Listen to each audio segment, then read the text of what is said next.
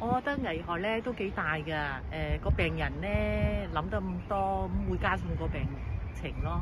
我覺得在面對病人的時候，不要以一種歧視的目光和心態去對待他們，要更多的是理解和包容，然後去幫助他們，不要給他們太大的一個壓力。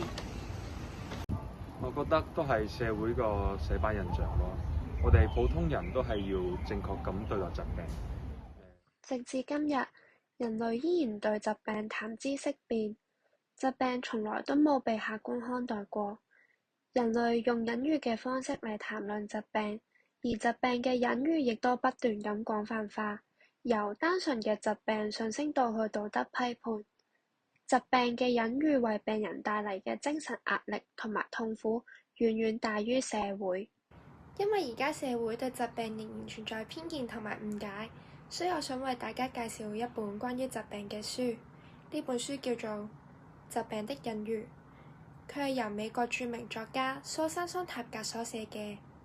佢書入邊都提到，被隱喻嘅疾病往往集中喺特定嘅時代，冇辦法醫治或者係難以醫治嘅疾病，而附喺呢啲疾病之上嘅隱喻，係人類對呢啲疾病唔了解嘅時候所作出嘅解釋。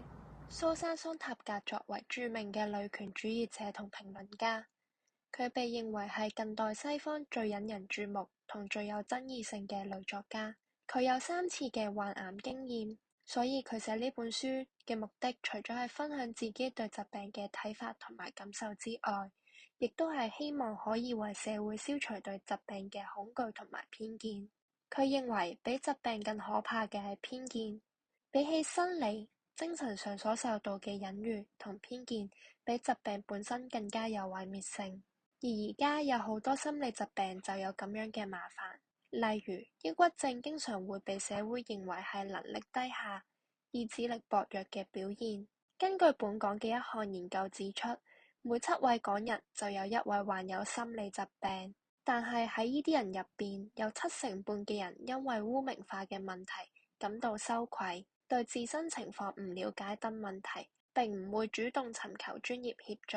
咁都說明標籤化、污名化疾病嘅現象仍然需要改進。世界衛生組織認為，健康唔單止係冇疾病，而係體格、精神同社會完全健康嘅狀態。喺香港以至全球，大家對健康仍然有好多誤解。其實導致疾病嘅原因通常超越個人嘅可控範圍。疾病通常係心理、生理同埋社會綜合影響而出現。如果歸咎個人或者係強加道德羞恥感俾病患者，唔係看待疾病嘅正確態度。所以我哋要正視疾病，少啲標籤，咁唔單止可以幫助治療，亦都係對患者最基本嘅尊重。